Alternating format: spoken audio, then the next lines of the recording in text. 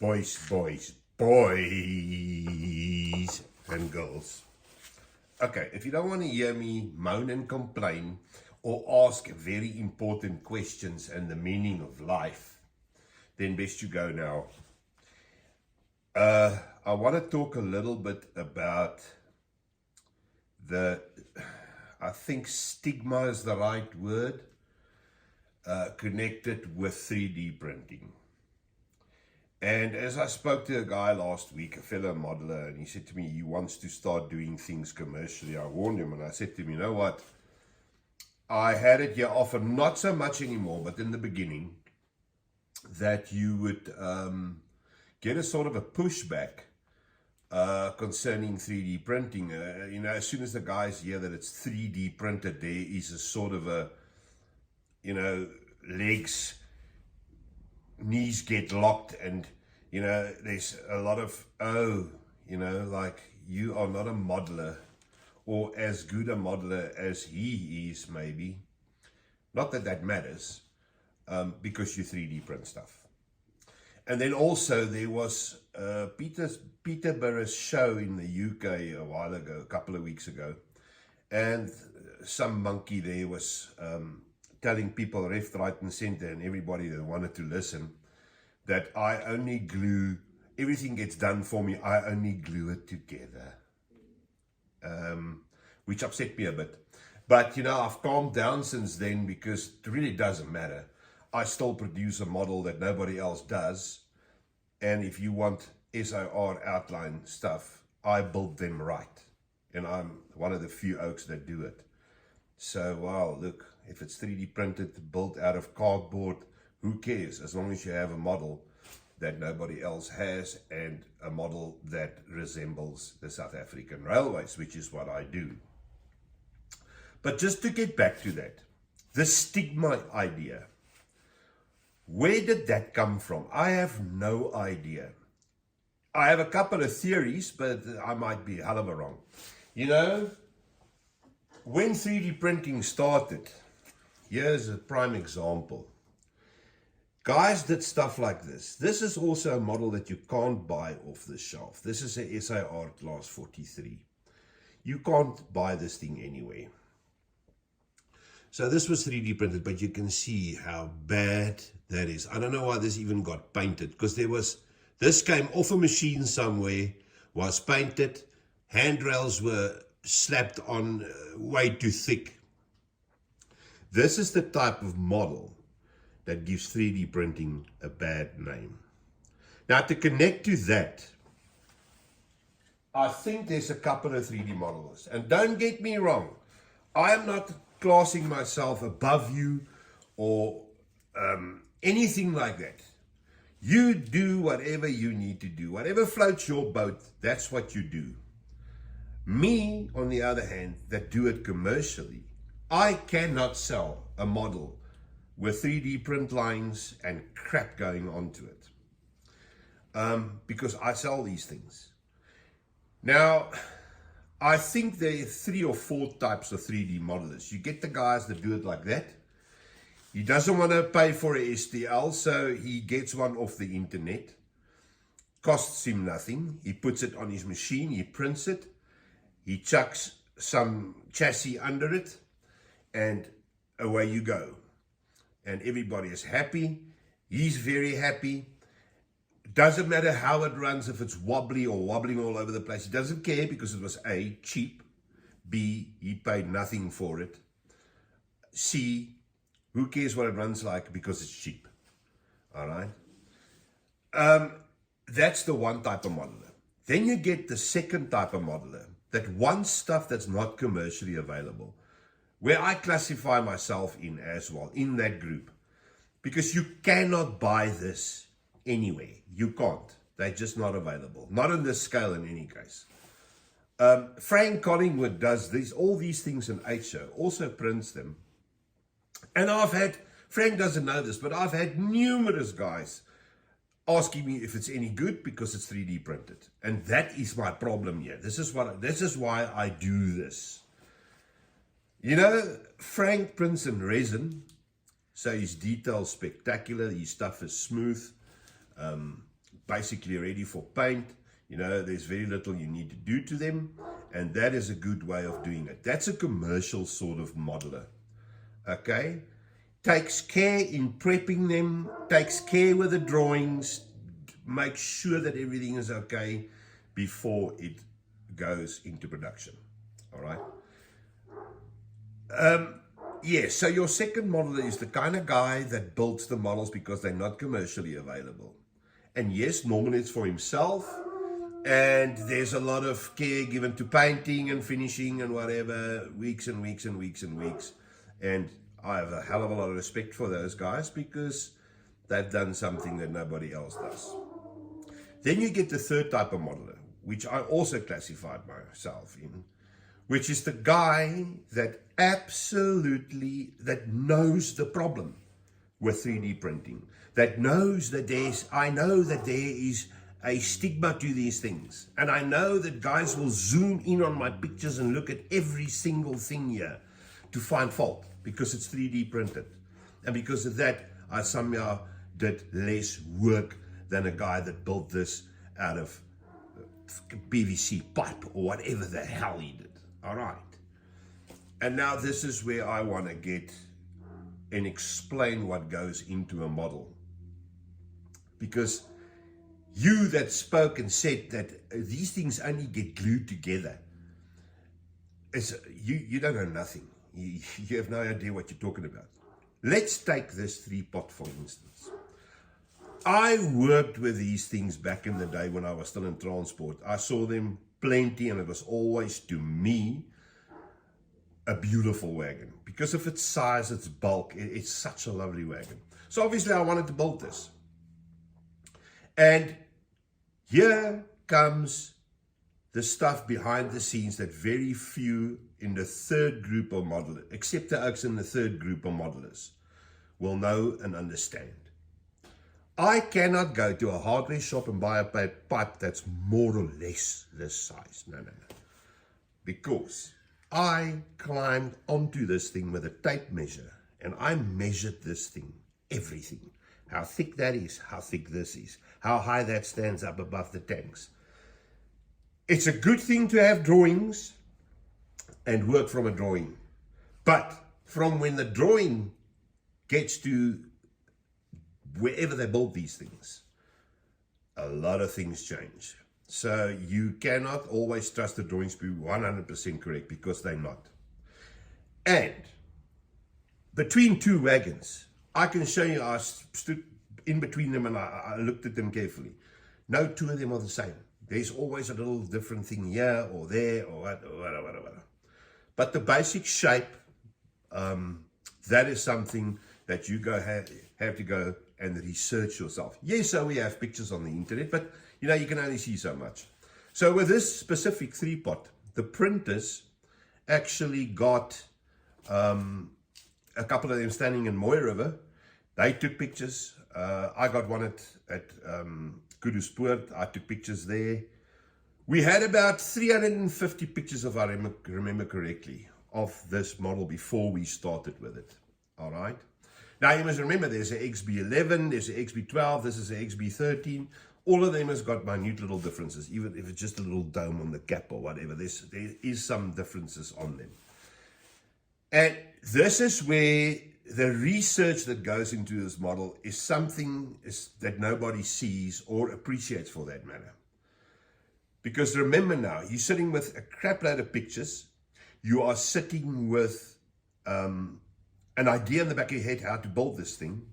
And you're sitting with the sort of feeling and vision this thing gives you when you look at it the first time. So everything's got to be perfect. So what happens is, inevitably, you go print stuff, and then this angle here is a bit out, or it's too long, or whatever. Then you go reprint it. So by the time from when we start printing stuff or designing stuff, from the picture phase to the designing phase, 3 months is gone.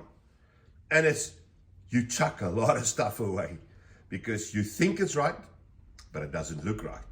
And this is the problem with modeling. If you must get as close to scale as possible. And sometimes a rivet needs to be more pronounced on the model than it is, or a door for that matter. on a model than it is on the a real thing, because it is a model.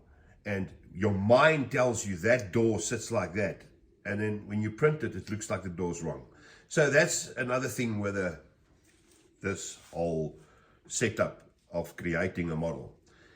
In that third group also is the guy where I classify myself definitely, that will go and treat this model and give it love and care and sand it that you cannot see that this was 3D printed. And that takes a lot of time, a lot of time. I mean, this is the bare thing that gets to me, all right? It gets to me like that, with a little bag of parts like this, which is all the brake pots and stuff that I will show you now on the other one. However, there's no piping, no plumbing, no brackets, no nothing. That all needs to be made out of brass. It needs to be bent and done by yourself. All right, and that is what takes a lot of time. Now, the guys on Facebook will know I started with this one on Friday. I finished it just now this morning, and I carefully measured my time, 42.5 hours. So 42 and a half hours to build that from this. Okay, so this is what we've got here now. Okay, so there's your model. Now, first impressions, you look at the thing and skip, no man, ek's talking crap. I can do that in 2 hours. Go bend me that pipe and make the brackets and drill the little holes there. Just make me that pipe in an hour, all right?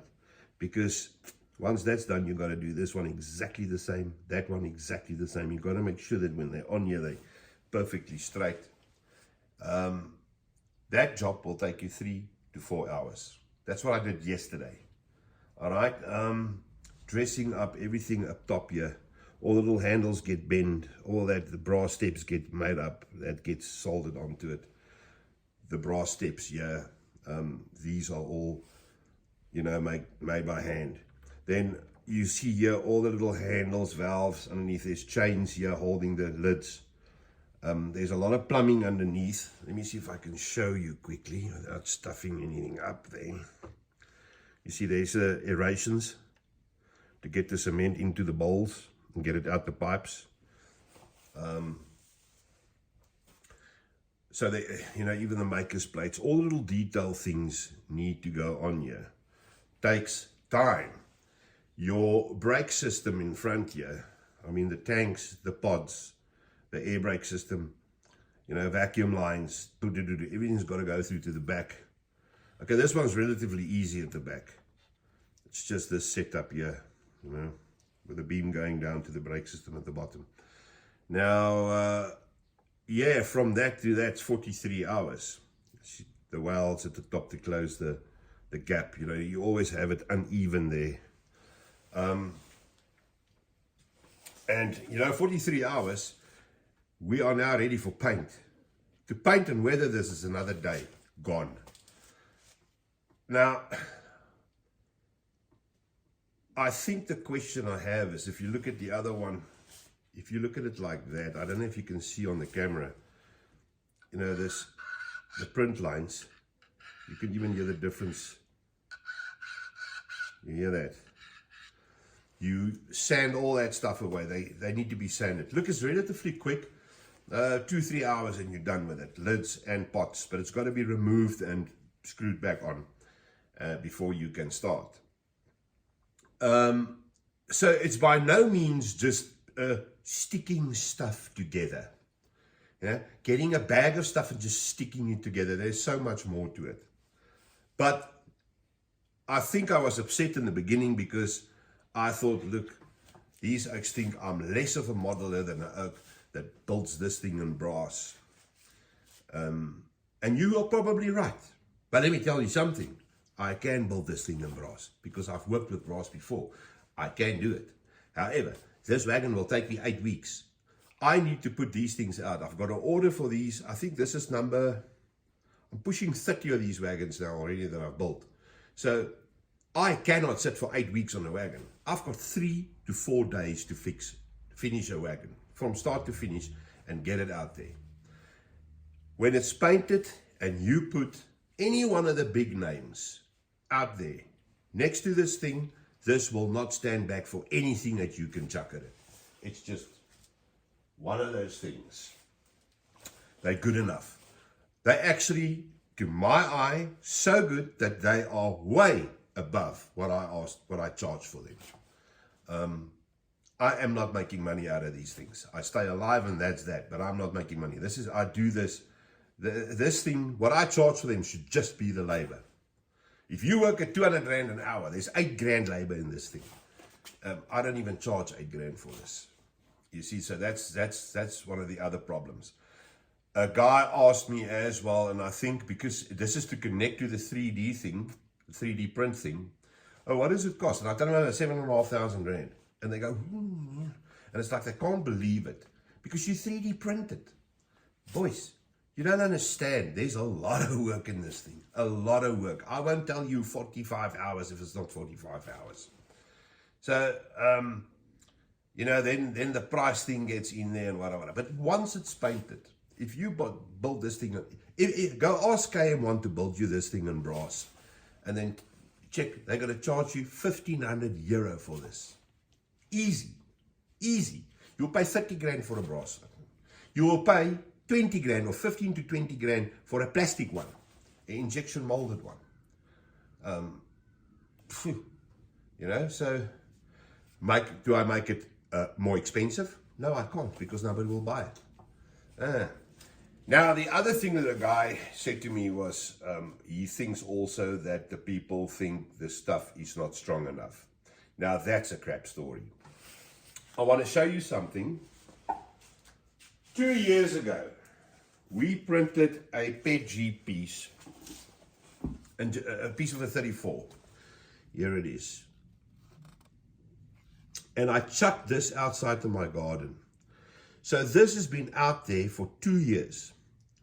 It wind, rain, hailstorms, plus 30, -5. This thing went through all of it. I mean, I had to dig it out. I actually shot it with a pellet the one day. It was sitting here. I shot it with a pellet because I was shooting the gun in and this thing was standing there. So I shot it there. Didn't even go through. This is 10 times as strong as any injection molded plastic thing that you can build. You can't compare. It is UV resistant. The Amazon and this. I'm trying to. Well, I'll probably break it if I open it there. Right here where I shot it. But it's not brittle or anything. Take a lot of abuse. I mean, some of my locusts are now 3 years old. They've run in rain. They stood in the sun. Wara. There is no structural problems with a 3D print if you use anything but PLA. PLA is, like we say in Afrikaans, kak van die duivel. You don't use PLA for anything. You make yourself a keyring with PLA and then chuck the roll somewhere else and get yourself proper stuff like PG or ASA even is very good. This one was actually ASA because it sands nicely. And so that also doesn't hold water. It's not strong enough.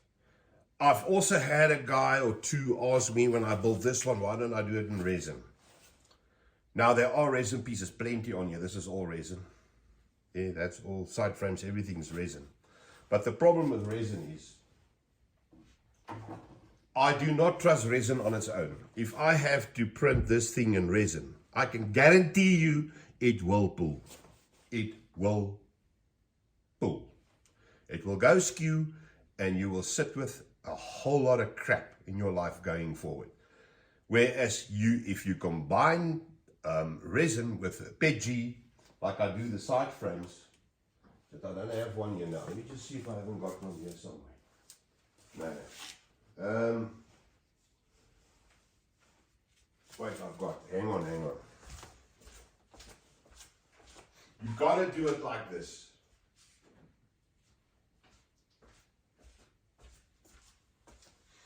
This is a class 33 side frame. Now, to get the detail, that's all resin. But that there where we put the bearings, this is all PG. This way is the only way that you get resin stable. It's by gluing it down to that background. And where you bear load, where the actual mounting block goes over the chassis, the stuff that mounts your train to your side frame to your motor block, you do that on the PEG side there, because this is strong as hell. This will never break. I do not like to put any stress on resin. It cannot handle it. It doesn't matter what you tell me. I've tried, been there, done that, got the t-shirt. A lot of guys would not agree with me. That's just what I found. So if you do it like this, it's stable. Like my pilots also on the trains are resin because they got the detail, but there's always a PEG base. Let me show you quickly what I mean.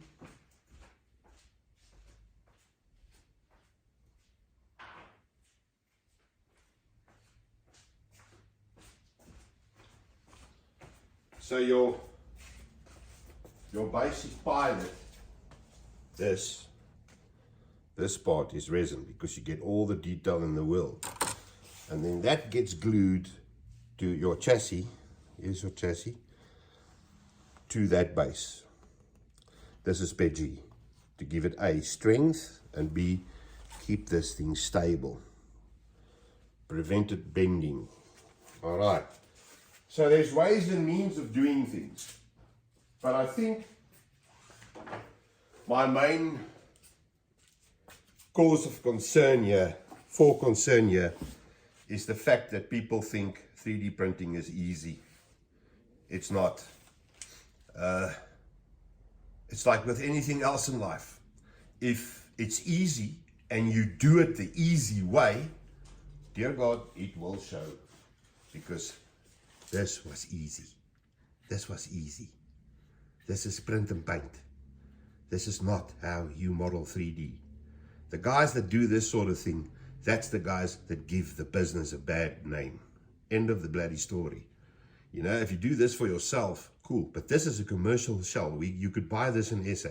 Now, a guy will look at this, and if he's even slightly full of crap, he will shy away from 3D printing for the rest of his life. He will never, ever want a 3D printed thing again because it looks like this. And that is the problem. Now, dudes, there's a lot of you out there that do print. There's a lot of you out there that you don't necessarily do it commercially, but there's groups and groups and groups of guys that do 3D printing, and I've seen some spectacular stuff. I mean, Peter Robin with his buildings, even now, the loco he built, it's just spectacular stuff. He's such an inspiration to me. It's not even funny because really, really, that's very, very good modeling. And, you know, to sort of go label that guy and myself into the guy that builds a thing like this with a STL he's never paid for, you cannot do that. Everything costs money. There is no ways that a properly done 3D print is cheaper, material-wise and from a modeling perspective, than a brass one. There is the material-wise, there's no difference. Brass will cost the same as this. It's just that brass is more work. Yeah, do you get a hell of a lot more detail? Yes, you do. You get finer detail, more pronounced. Once painted and you standing a meter away, you will not tell me the difference. That is the problem I have with that. Are you a better modeler because you can work on brass? No, you're not. You are no better than anybody that can do this properly. That's just my take on it, you know. I think 3D printing has got a brilliant future ahead of it if the people embrace it, and, you know, the technology is there and we need to use it. You know, why should we shy away from it and, you know, shun it and, you know, slap a label on it that it's, you know, not good enough or whatever? Nonsense. It is the best way of building a model now outside of brass. There is actually no other way. If you custom build stuff, there's no other ways. You've got to use 3D printing.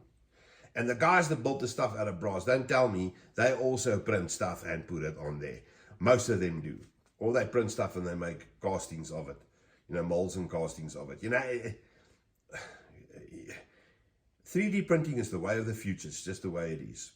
But anyway, before I foam around the mouth and kick my bathwater out, not that I'm in the bath at the moment, but anyway, tell me what you think. And if you're one of those oaks that think it's crap, look, I've got a thick skin. This is now the time for you to shine, man. Pick up the stone and throw them. Tell me exactly what you think. And if we keep this civil and like grown-ups, we can maybe get behind the whole problem with it. And, you know, find out who the real snobs are. I'm a snob. I am. I'm a rivet counter. It's just who I am. But we can keep this civil. It's just for interest sake. I just want to know exactly what you guys think. And then we take it from there. I'll post it on Facebook and on YouTube. You can answer wherever.